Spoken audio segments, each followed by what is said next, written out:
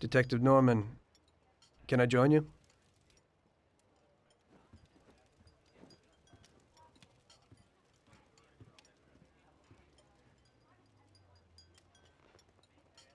Sorry for the delay, but I didn't want anybody seeing me, if you know what I mean.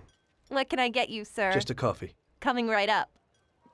It's not my habit to sit with people like you. Got a business proposition for you, Detective. I ain't no businessman. And even if I were, I wouldn't be doing business with the likes of you.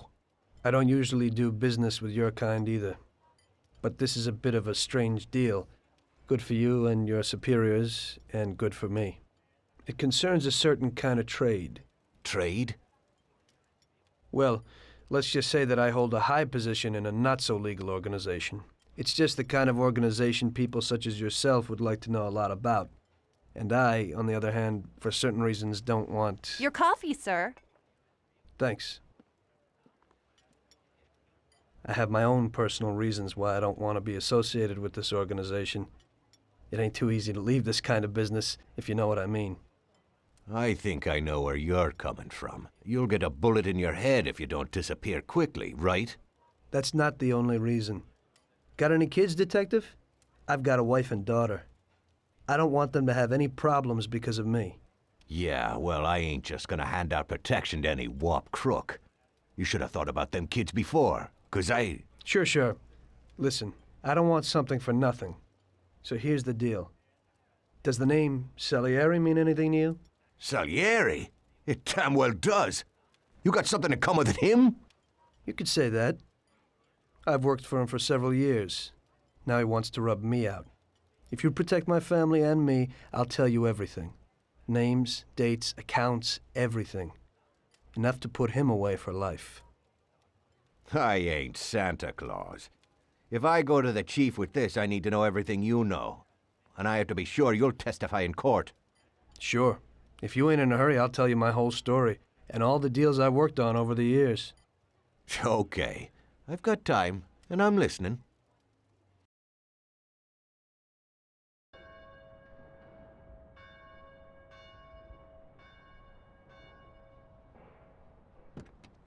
I used to be a taxi driver. Even though I wasn't making much and I worked from dawn to dusk, I was glad to be working.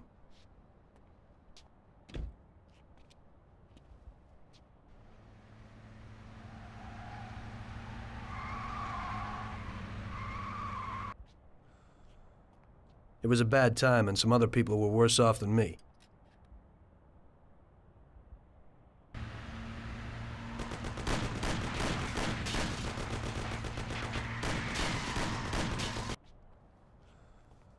It was that very taxi that drew Salieri's people to me in the first place.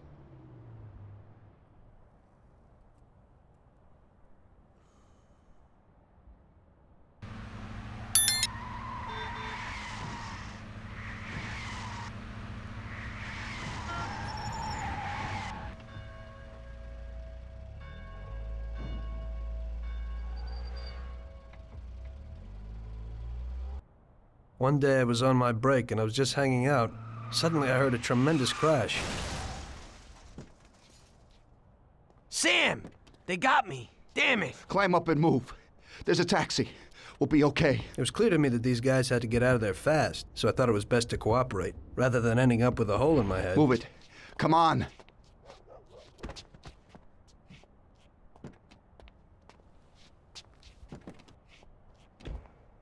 Where to?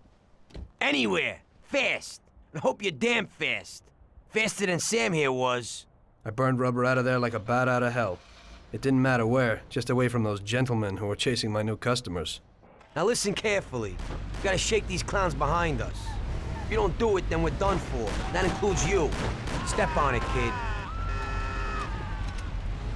Faster.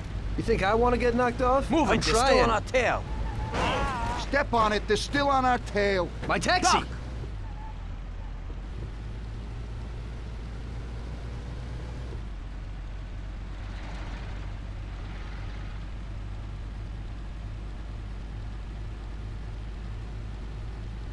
Great. We made it. Good work, brother. Now take us to Salieri's bar. I'll show you the way.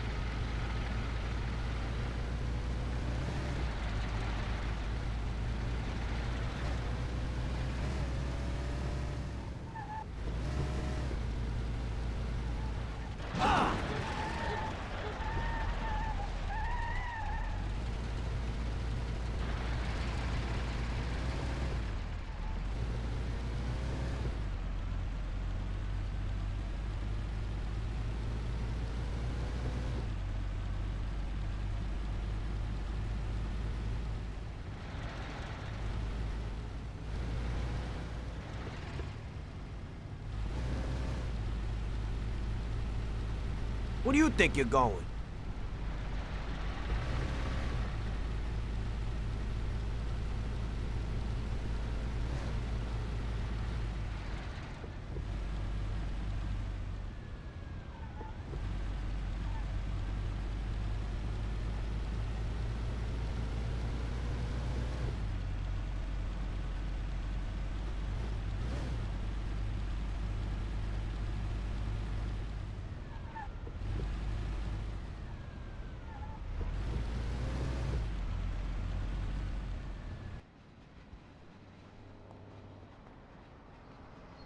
Finally, we're home.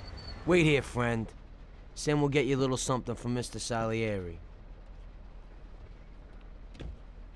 Thanks for your help.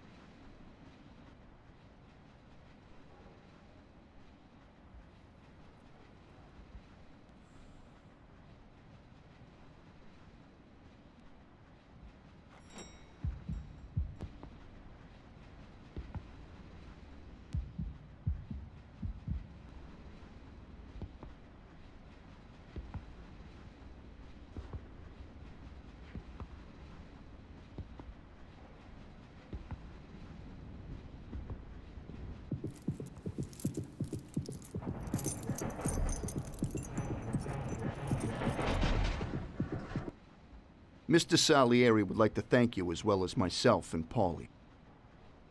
It's compensation for the damage to your car and your services. It should be enough. Yes, of course.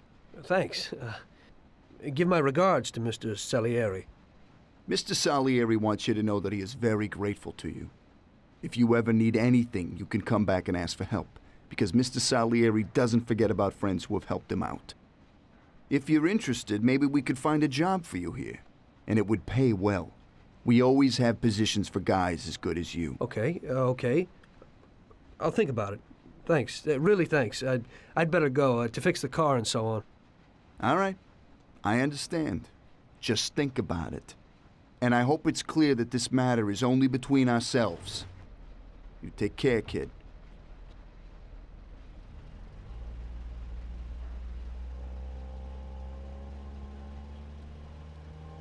When I opened the envelope, I almost had a heart attack. There was more than it would cost to do the repairs. But I didn't for a minute think about their offer. I didn't want to join some criminals, even if they had all the money in the world. It's better to be poor and alive than rich and dead, right?